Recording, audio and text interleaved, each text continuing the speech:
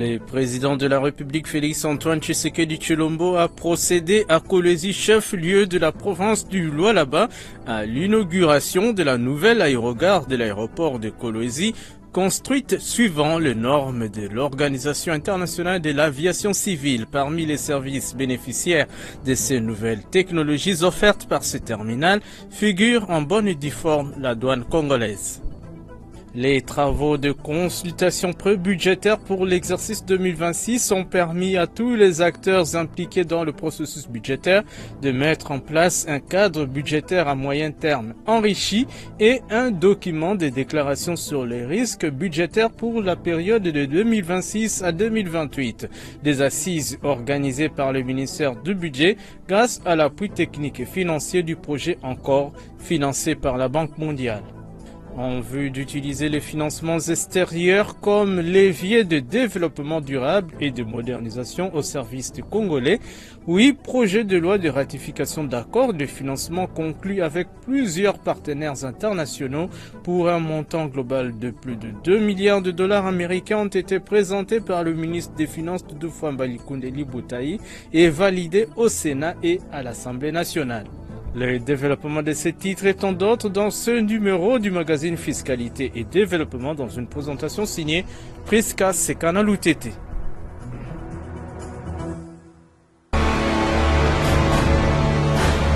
Agence Galaxy Media, la passion de développer la RDC. Mesdames et messieurs, merci d'être nombreux pour suivre cette nouvelle livraison de votre magazine hebdomadaire d'information économico-financière et questions de développement, fiscalité et développement, magazine produit par la rédaction de l'agence Galaxy Media que nous dédions à nos compatriotes de l'Est, otages d'une guerre injuste imposée par le pouvoir de Kigali.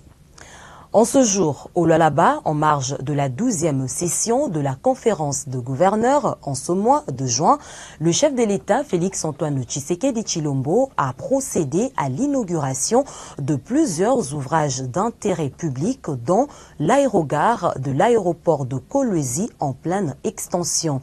Un véritable bijou, une grande première en RDC, de par sa touche de modernité répondant aux standards internationaux. Parmi les services bénéficiaires de ces nouvelles technologies offertes par ces terminals figure en bonne et due forme la douane. C'est qui explique les visites effectuées en amont de l'inauguration par Narcisse Pambou, directeur provincial de la DGDA Lualaba et au Lomami. Explication de Lambert Yuma Ramazani, notre correspondant depuis Kolwezi.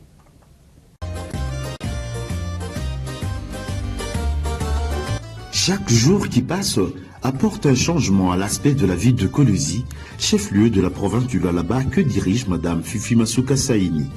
En effet, des infrastructures naissent ça et là et contribuent à donner des couleurs sur un tableau se rapprochant de la réputation de cette appellation de Kolwezi, la capitale mondiale du cobalt. C'est le cas de cette aérogare inaugurée par le chef de l'État Félix Antoine Tshisekedi ce mercredi 11 juin de l'année en cours.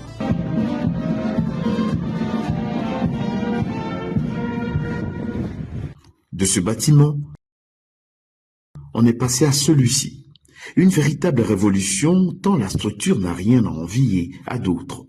Construit selon un standard moderne, à la hauteur du trafic international, ce terminal inauguré ce jour et les autres infrastructures aéroportuaires en phase de finissage offriront une opportunité à la direction provinciale de la DGDA Lualaba au Lomami d'ériger, qui sait, un 4e bureau de douane à installer à l'aéroport. Voilà qui justifie les multiples descentes sur les lieux du directeur de la DGDA Lualaba et au Lomami, Narcisse Pambou, accompagné de ses proches collaborateurs ainsi que de certains des cadres et agents de l'administration douanière. Le premier douanier du Lualaba s'est fait expliquer tout le processus de formalité que devront, spécifiquement ici à Kolwezi, être accomplis individuellement par le voyageur au départ comme à l'arrivée. Merci beaucoup, c'est très professionnel. Merci. Ce qui sûrement évitera la cacophonie observée dans plusieurs autres aérogares du pays et notamment en Djili où l'image du Congo est sérieusement altérée. Conduit d'abord par la commandante en province de la régie de voies aériennes, le DP de la DGDA Lualaba Olomami a reçu toutes les explications en rapport avec ce projet. La première infraction au Congo qui a quand même c'est standard. Alors nous avons besoin de l'appui de tout le monde. Occasion pour la RVA et la DGDA d'arrondir les angles pour une meilleure collaboration.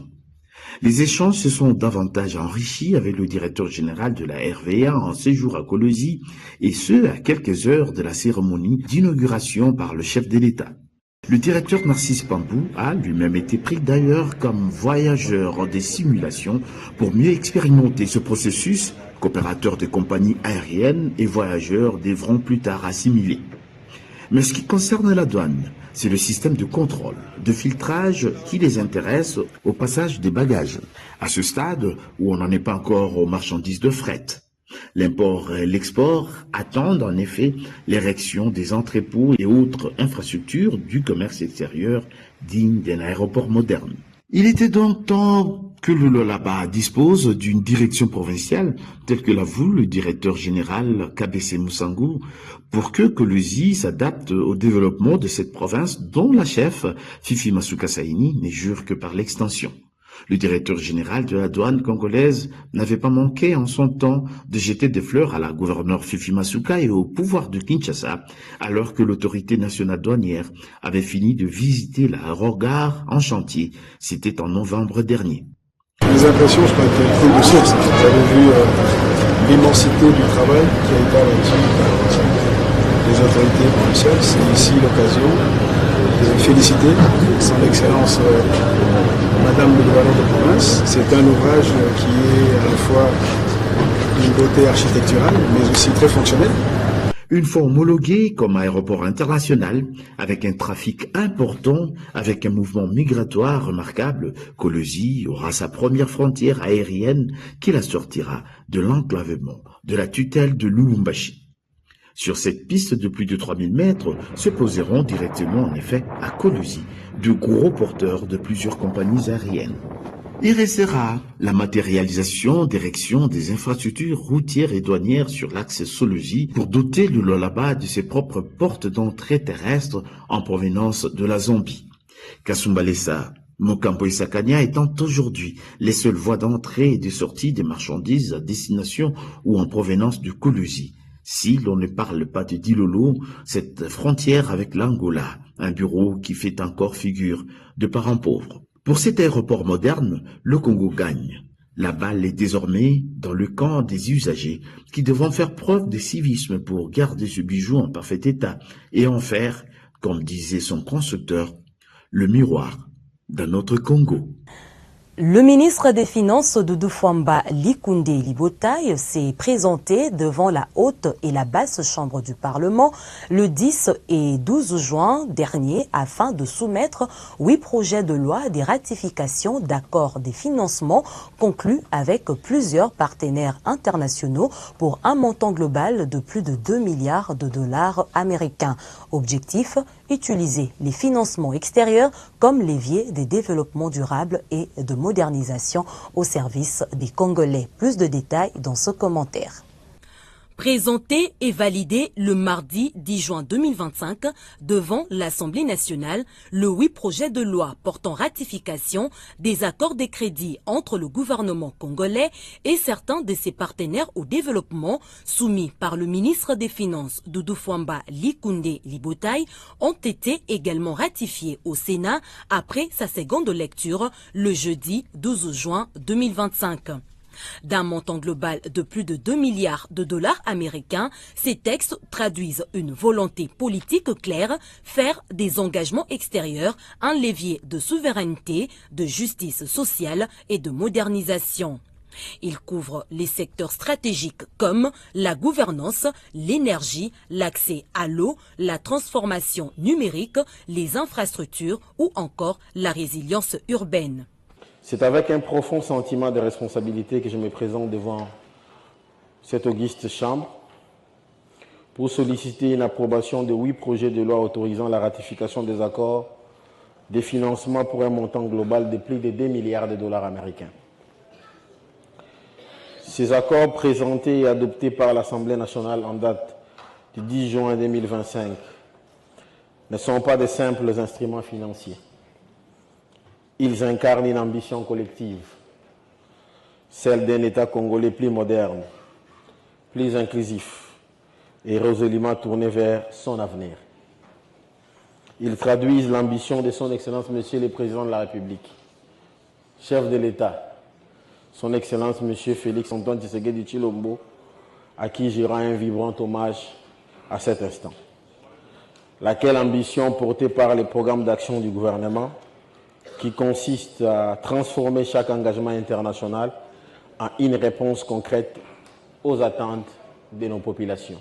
Ces 8 projets, par leur complémentarité, forment une action cohérente de votre gouvernement. Ils témoignent de la volonté de faire des financements extérieurs non pas une dépendance, mais un levier de souveraineté et de développement. Ils ont été élaborés en dialogue constant avec les ministères sectoriels, les services techniques de l'État, les partenaires sociaux et les bailleurs internationaux. Ensemble, ils renforcent les capacités de notre État à planifier, à investir dans l'avenir et à répondre aux attentes légitimes de nos populations. Cependant, leur mise en œuvre requiert une mobilisation rapide, coordonnée et déterminée de l'ensemble d'acteurs. Parmi le projet de loi autorisant la ratification des conventions de prêt, il y a l'accord de crédit conclu entre la République démocratique du Congo et l'Association internationale de développement au titre des financements du projet de développement d'Inga 3 pour un montant de 250 millions de dollars américains. Un autre accord de crédit est le fruit de la coopération entre la RDC et l'Agence française de développement. Il est destiné à financer le projet Ville durable au bénéfice de la ville de Boma dans le Congo central. Dans sa présentation de ces 8 projets de loi, l'Argentier national a rassuré les sénateurs de la volonté du gouvernement congolais à mettre en œuvre le 2e cycle de réforme 2025-2026 destiné à renforcer la gouvernance publique, à promouvoir l'investissement privé et à accélérer la transition énergétique. Ces caps assumés marquent la montée en puissance d'un État réformateur soucieux d'agir dans la durée et de répondre avec efficacité aux besoins des citoyens sur l'ensemble du territoire national. Après l'adoption de ces 8 projets de loi par les 2 chambres du Parlement, la prochaine étape est celle de leur promulgation par le président de la République, Félix Antoine Tshisekedi Tshilombo. 2 projets de loi ont été examinés et adoptés au Sénat ce vendredi 13 juin 2025 au cours de la séance plénière dirigée par l'honorable Jean-Michel Sama Lukonde-Kienge, président de la Chambre haute du Parlement. Le projet de loi modifiant et complétant la loi numéro 22/068 du 22 décembre 2022 portant lutte contre les blanchiments des capitaux et les financements du terrorisme et la prolifération des armes des destructions massives, ainsi que le projet de loi des finances rectificatives pour l'exercice 2025. La loi des finances rectificatives de l'exercice 2025 passe de 51 553,5 milliards de francs congolais à 50 791,7 milliards de francs congolais, soit une diminution de 1,7% en raison de plusieurs facteurs, dont notamment la guerre d'agression menée par le Rwanda contre l'Est de la RDC, causant la difficulté pour les régies financières de recouvrer certaines taxes dues au trésor public. Débutés le lundi 9 juin 2025, les travaux des consultations pré-budgétaires pour l'exercice 2026 se sont clôturés le mercredi 11 juin 2025 à l'hôtel Sultani de Kinshasa, organisé par le ministère du Budget avec l'appui du projet d'amélioration du recouvrement des recettes et de la gestion des dépenses en RDC, encore en sigle. Ces assises ont permis à tous les acteurs impliqués dans les processus processus budgétaire, de mettre en place un cadre budgétaire à moyen terme et un document des déclarations sur les risques budgétaires pour la période de 2026 à 2028. Didi Mavambo Nombolo Pepe et Armen Ngoma Moussakanda pour le reportage. C'est dans une salle pleine à craquer que le vice-ministre du budget, Élisée Bokoumouana, représentant le ministre d'État du budget en mission, a officiellement lancé les consultations pré-budgétaires pour l'exercice 2026 à l'hôtel Sultani de Kinshasa le lundi 9 juin 2025 en présence du secrétaire exécutif du comité de pilotage et d'orientation de la réforme des finances publiques COREF, Godefroy Misenga. Ces travaux sont organisés grâce à l'appui technique, logistique et financier du projet d'amélioration du recouvrement des recettes et de la gestion de dépenses en RDC encore, financé par la Banque mondiale sous la coordination du COREF.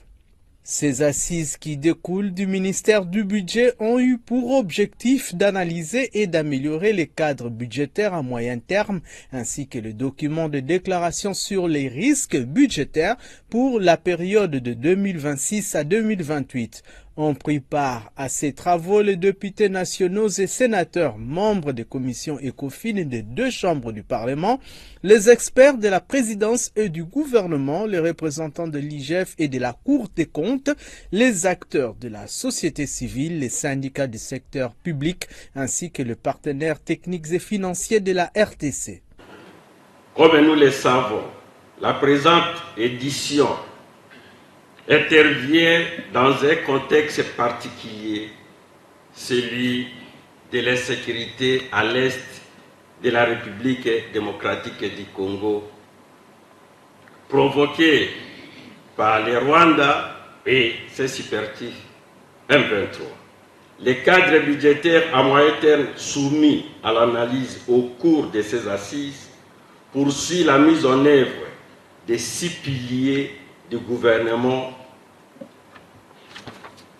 sur le plan sécuritaire, sur le plan de la diplomatie et sur le plan de la diversité de l'économie et de l'amélioration des conditions de pouvoir d'achat du peuple congolais et du secteur social.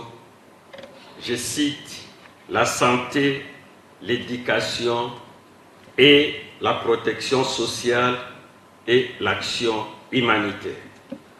La politique budgétaire définie dans ces documents vise intensifiquement les efforts de mobilisation des recettes internes et les recettes externes.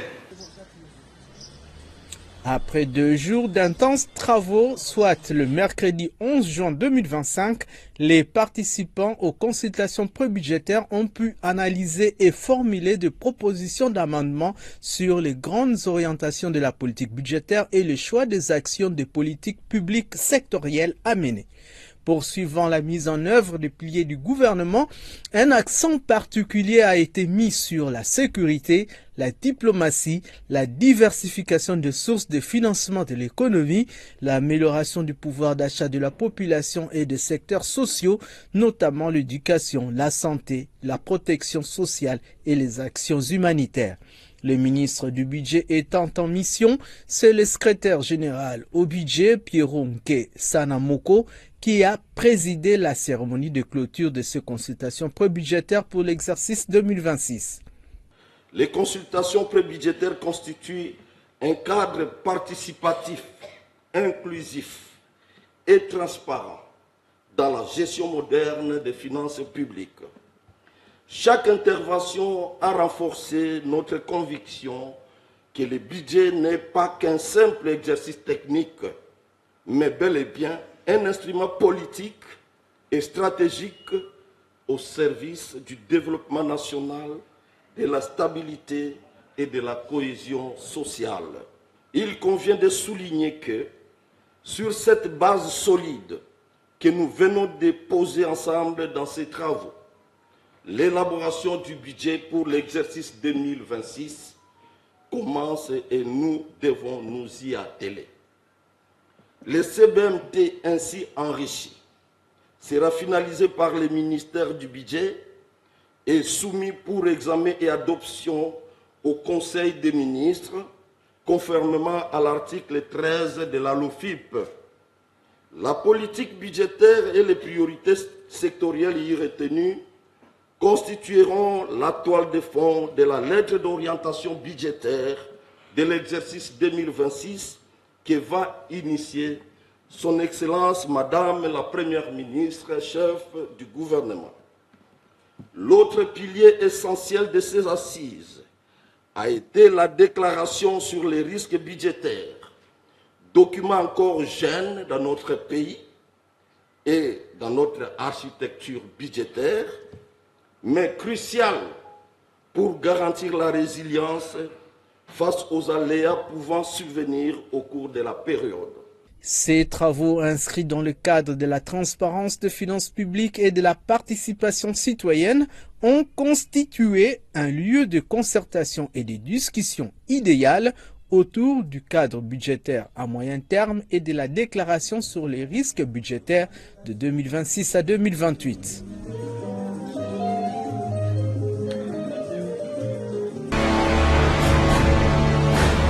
Agence Galaxy Media, la passion de développer la RDC. La République démocratique du Congo a pris part du 9 au 13 juin 2025 à Nice, en France, à la 3e conférence des Nations Unies sur l'océan.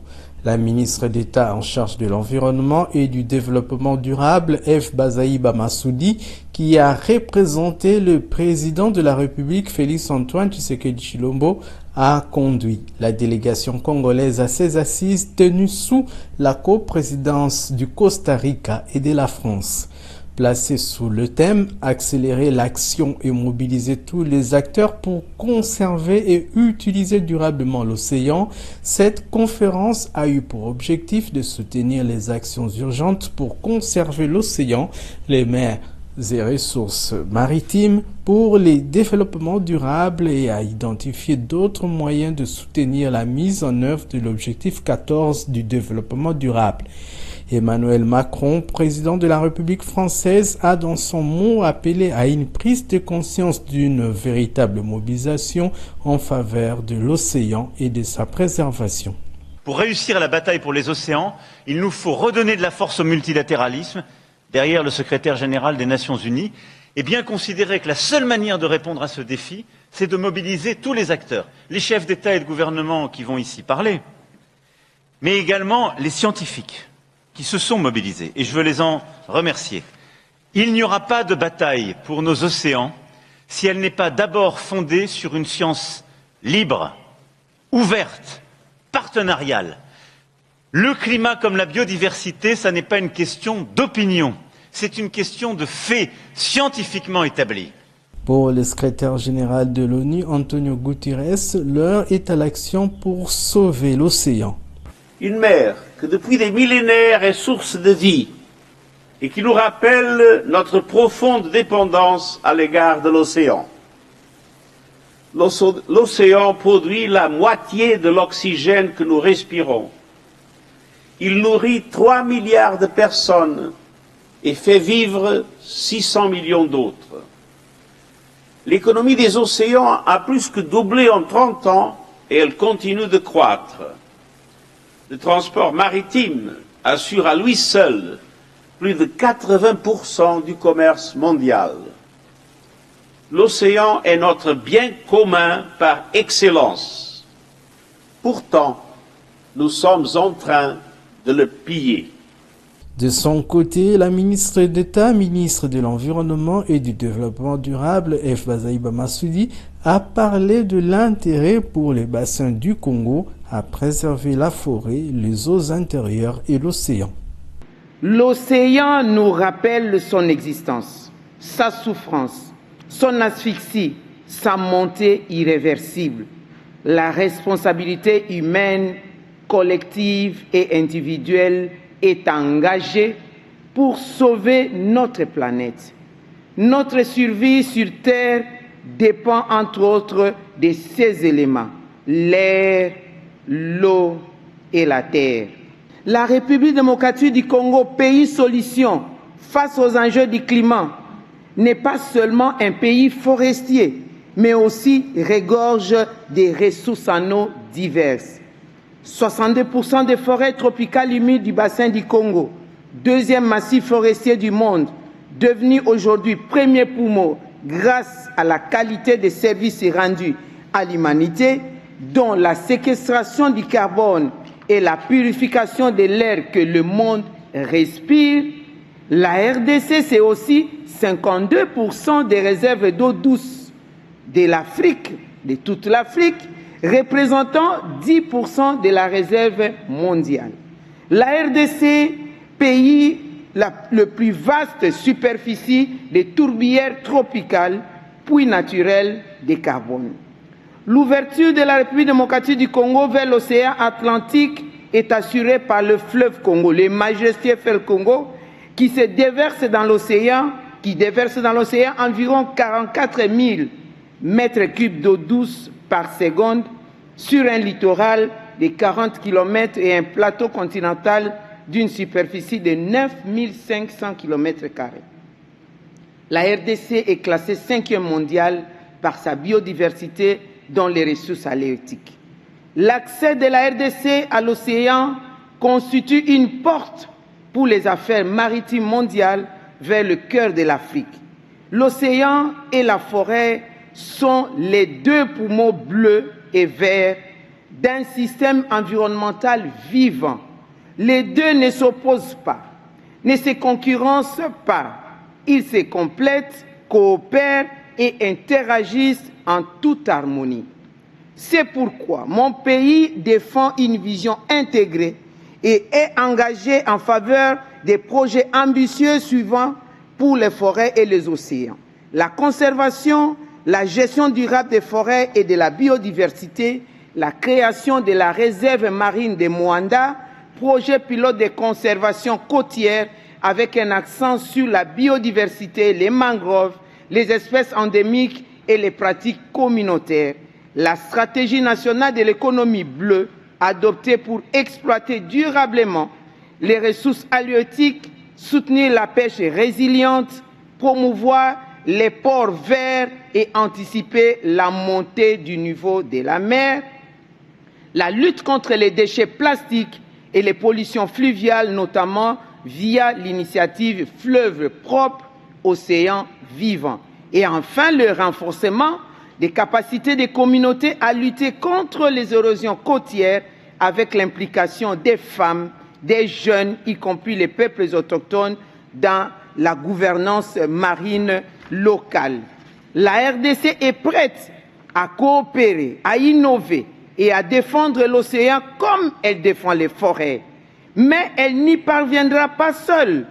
Ceci n'est peut-être pas possible, n'est possible qu'avec la collaboration de tous dans le cadre de l'article 6 de l'accord de Paris sur le climat et la cible 17 des objectifs de développement durable dans un cadre d'un partenariat gagnant-gagnant.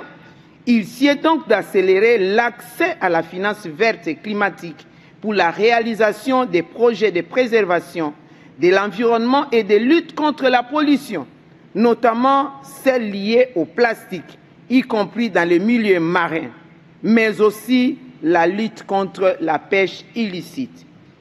J'attire donc l'attention de cette auguste assemblée que la montée des eaux des océans est la conséquence du réchauffement de la planète. La pollution plastique est un fléau qui détruit les océans.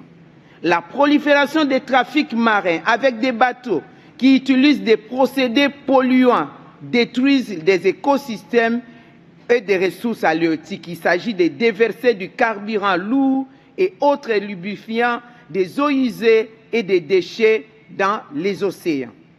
Pour la réalisation des projets précités, mon pays, la RDC, a plus que jamais besoin de la paix durable. Ainsi, je lance un appel à la conscience mondiale pour le retour de la paix durable dans la région des Grands Lacs d'Afrique.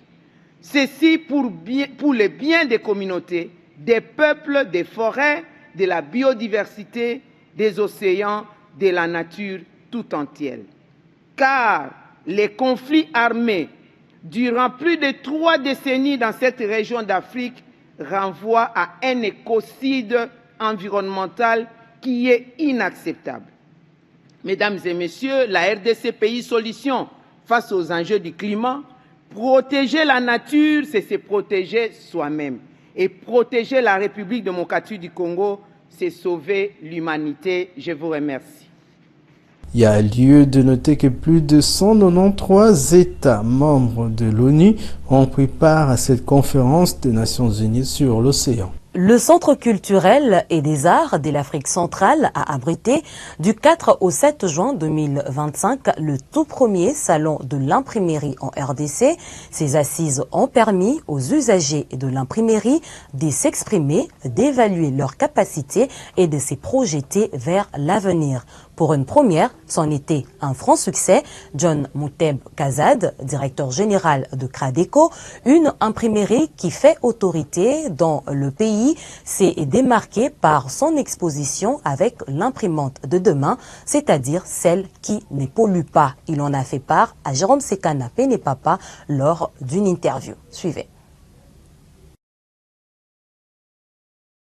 Ces assises, c'était un droit, un devoir aussi. Dans ce premier salon ici, nous avions au moins montré d'abord le travail que nous faisons au quotidien depuis presque 15 ans.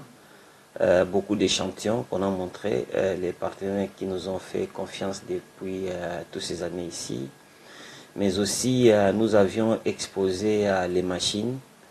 C'est comme ça qu'on a lancé même le slogan devenir imprimaire ou continuer à commander des impressions, c'est toi qui choisis.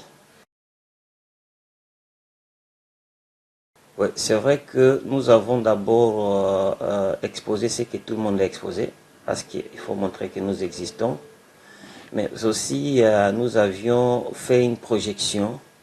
C'est vrai que c'est un projet que nous développons depuis aujourd'hui plus de 5 ans, un projet qui vise à promouvoir l'imprimerie du demain. Est-ce que vous avez déjà posé la question sur le nombre de bâches qui sont imprimées par jour? Et ces bâches-là sont affichées, tous ces panneaux publicitaires qui sont là. Et ces bâches-là, ce sont des dérivés plastiques. Ça veut dire que leur disparition, c'est presque 100 ans pour que ça puisse disparaître. Est-ce qu'il y a une gestion derrière tous ces bâches-là? Je pense que non. Est-ce que vous vous êtes déjà posé la question pourquoi dans des pays développés, il n'y a pas ces bâches? Et aussi, ils font la publicité, et d'ailleurs, c'est là où la publicité coûte trop cher. Parce que dans des pays développés, ils sont passés déjà sur le matériel qui tient compte de l'environnement, qui répond aux normes environnementales d'aujourd'hui. Voilà pourquoi nous avions appelé l'imprimerie de demain. Parce que dans l'imprimerie de demain, tout ce qui est affichage sont en écran géant, sont en LED. Pourquoi LED? Parce que LED, ce sont des matériaux qui sont recyclables et récupérables. Mais aussi dans tout ce qui est impression, nous avions fait la démonstration de 2 types d'impression, l'impression papier et l'impression numérique. Dans l'impression papier, nous avions exposé la seule imprimante, je dirais, au monde qui ne chauffe pas, qui ne pollue pas, qui est très économique, qui consomme 30% du courant par rapport à son concurrent qui est laser, qui ces encres durent longtemps, mais aussi ces encres sont recyclables. Parce que dans le recyclage, vous avez des possibilités, soit la réutilisation, ça veut dire que voilà, je peux prendre un papier, il y a les imprimantes qui ont les encres d'effacer. Par exemple, j'ai écrit une lettre sur un papier, je peux effacer ce papier-là et je peux réutiliser ce même papier 2, 3, 4 fois. Ça dépend de la manipulation. Mais aussi, je peux recycler. Recycler, ça veut dire sortir, séparer l'encre et le papier. Quand je parle de l'imprimerie de demain, je parle aussi des encres qui sont recyclables. Les encres qu'on peut enlever sur un support, afin que vous puissiez manipuler les supports pour donner d'autres matières premières. Donc, nous avions exposé aussi une imprimante que j'ai appelée l'imprimante du demain, cette imprimante-là est 100% éco. Ça veut dire, d'ailleurs, aux États-Unis, HP a eu le meilleur prix de tous ces gens-là qui sont sur la protection de la nature, ça va, l'apparition de cette imprimante que j'ai exposée, que je pense que je suis presque le seul à en avoir ici en RDC. Vous savez, la transition doit être coordonnée, encadrée aussi par le gouvernement. Mais moi, je suis de ceux-là qui pensent que si on ne fait pas aujourd'hui, demain ne nous appartient pas. Donc, si les autres pays aujourd'hui ont pu le faire, nous pouvons aussi le faire. Nous pouvons basculer dans des impressions qui respectent l'écosystème. D'ailleurs, je salue le passage du ministre de l'Industrie et des petites et moyennes entreprises, qui a aussi visité ces imprimantes. Il a vu, on était avec lui, on l'a expliqué. Et je pense même lui, il était étonné de voir qu'il y avait déjà à Kinshasa ces imprimantes, ces genres de technologies qui protègent notre nature, en fait, qui protègent le lendemain. Je pense que, vous voyez, dans un salon, c'est comme dans une compétition. Vous êtes visité par vos concurrents, mais du coup, ils peuvent rien vous dire, mais nous les attendons. Et d'ailleurs, nous, Gradeco, on a mission d'aller vers les machines, donc vers les équipements, d'où tous ceux qui sont dans les impressions ne sont pas nos concurrents, sont nos partenaires. Donc nous sommes là, nous attendons tous nos partenaires imprimeurs qui veulent aussi déjà basculer dans l'imprimerie du demain, dans l'imprimerie qui ne pollue pas. Ils sont le bienvenu, on va leur donner l'information.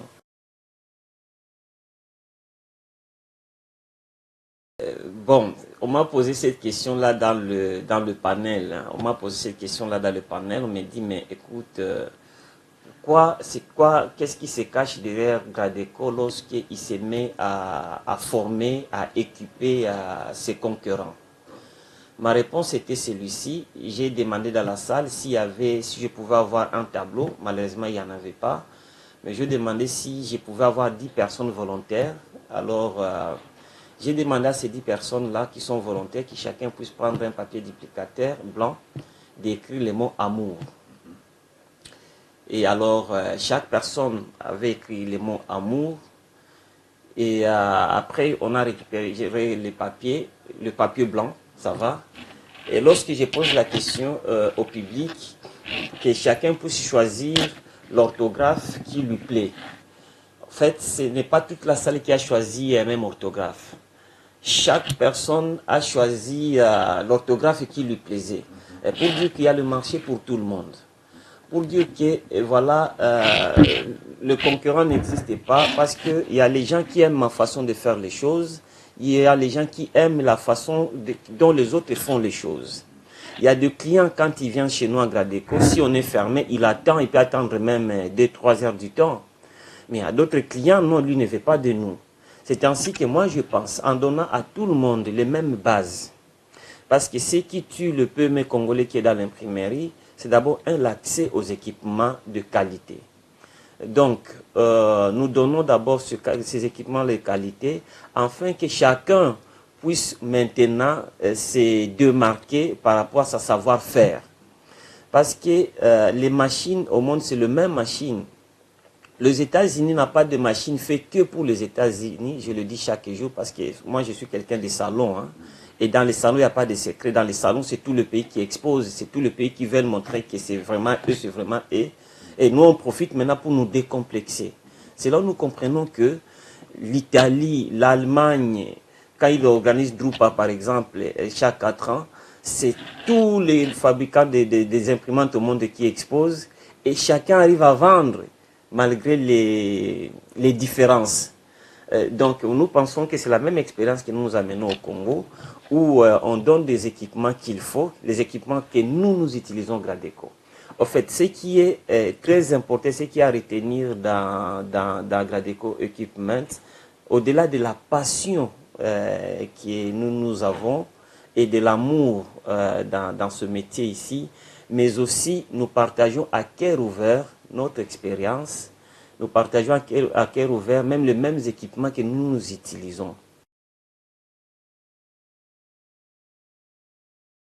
La leçon que nous, on a tirée, c'est que lorsque Sandra a annoncé le premier salon d'imprimerie, beaucoup de gens n'y croyaient pas.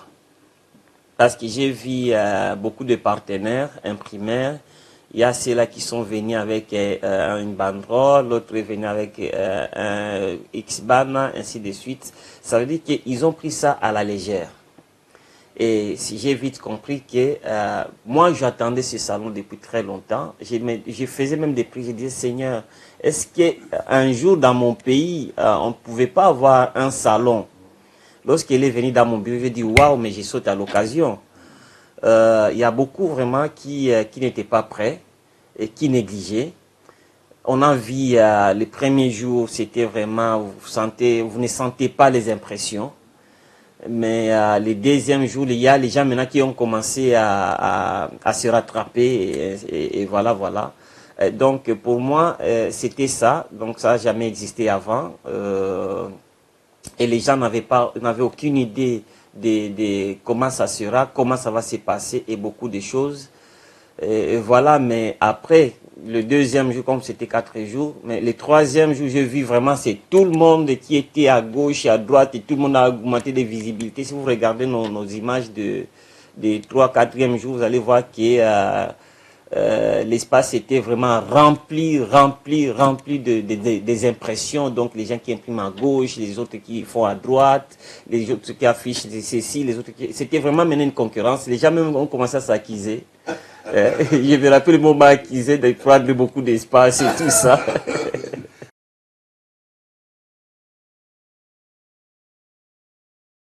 Je pense que ça sera à la même date, au même mois, l'année prochaine, en 2026.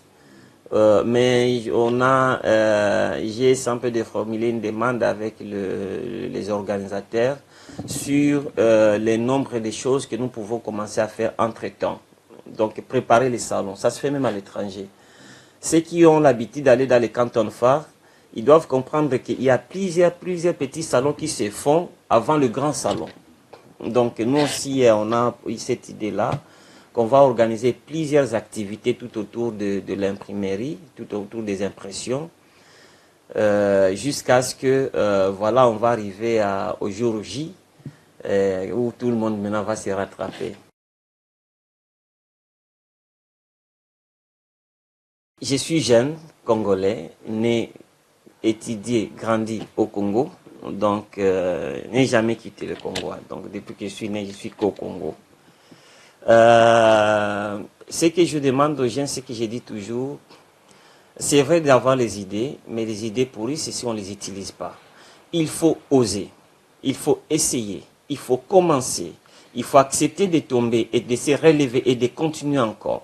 En fait, il faut avoir le goût de l'aventure. C'est que moi je dis aux jeunes, quand j'ai fait souvent des colloques avec les jeunes, j'ai dit, il faut avoir le goût de l'aventure. Il faut se dire, écoutez, voilà, si j'ai $100, si je ne l'utilise pas, ça n'a pas de valeur. Pour que je puisse avoir la valeur exacte de $100, je dois l'utiliser. Ça veut dire que je dois le perdre. Donc quand on achète quelque chose, ça veut dire quand on a le cash c'est le pouvoir, nous devons nous débarrasser de ces cash-là pour obtenir autre chose. Et voilà, ça c'est le goût de cette aventure que j'invite presque à tous les jeunes, étudiants, non étudiants, étudiés ou pas.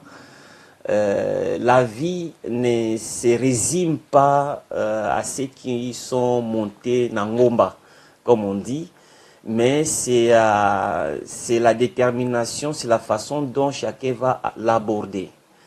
Il n'y a pas le temps, c'est pas tard, il n'y a pas le moment fixé pour prendre son ascension ou atteindre le sommet, mais à tout moment, une fois que vous avez fait la prise de conscience, en ce moment-là, si vous ne faites rien, si vous n'agissez pas, moi je pense que vous serez responsable.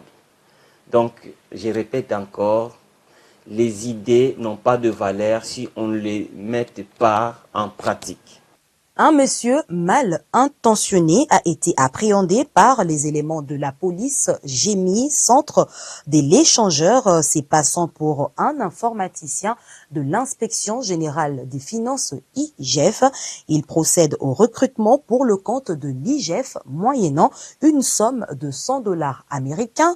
Dès ces faits, l'IGF attire l'attention de l'opinion sur ces pratiques qui ne relèvent que de l'escroquerie, car toute information relative avec ces services de contrôle supérieur passe toujours par ces canaux officiels.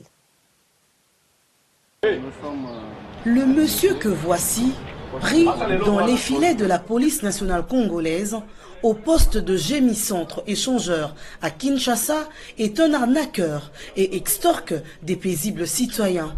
Il se présente comme un agent informaticien de l'inspection générale des finances et procède au recrutement moyennant une somme de $100 américains en échange d'un emploi à l'IGF. Il a été appréhendé par la police GEMI Centre échangeur, mise au parfum de ces mauvaises pratiques grâce à la vigilance des agents de ce service de contrôle supérieur. Nous sommes ici précisément au GEMI Centre échangeur qui est commandé par le colonel Boloko Bolanyama.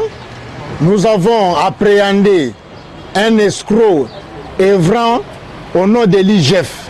Ce monsieur s'est passé comme un agent de l'informaticien de l'IGF. Il donne des emplois au peuple congolais, plus ou moins 250 personnes qu'il en a besoin. Et à chacun, il demande $100. Et ce monsieur est passé aux aveux par devant nous, qu'il a reçu, il a fomenté un compte au nom de l'inspecteur général de l'IGF actuel. On n'invente rien contre lui. Lui-même accepte qu'il a posé un mauvais acte, que les autorités et le peuple congolais puissent le pardonner. Le service de GEMI Centre a bâti un travail que nous informons même aux autorités. Voilà, s'il y a des histoires qui se passent même dans leur téléphone, soit à la télé, que c'est ce monsieur ici qui est l'auteur de cette escroquerie et que nous tenons à informer le peuple congolais que ne soyez pas dupes, ne soyez pas escroqués dans de telles personnes qui, avec facilité, vous rançonnent votre petit moyen pour vous donner des emplois. Dos au mur, devant des preuves qui l'accablent, l'homme finit par avouer. Je vous prie de m'esquiver et de me pardonner. Merci. Pour rappel, l'inspection générale des finances avait alerté l'opinion via un communiqué signé en date du 19 mai 2025 sur des faux comptes créés dans les réseaux sociaux au nom de son nouvel inspecteur général des finances, chef de service, prétendant une vague de recrutement. L'inspection générale des finances appelle la population congolaise à la vigilance face à de telles annonces. C'est un appel à la mobilisation lancée au corps des inspecteurs pour la reprise des missions dans les entreprises et établissements publics.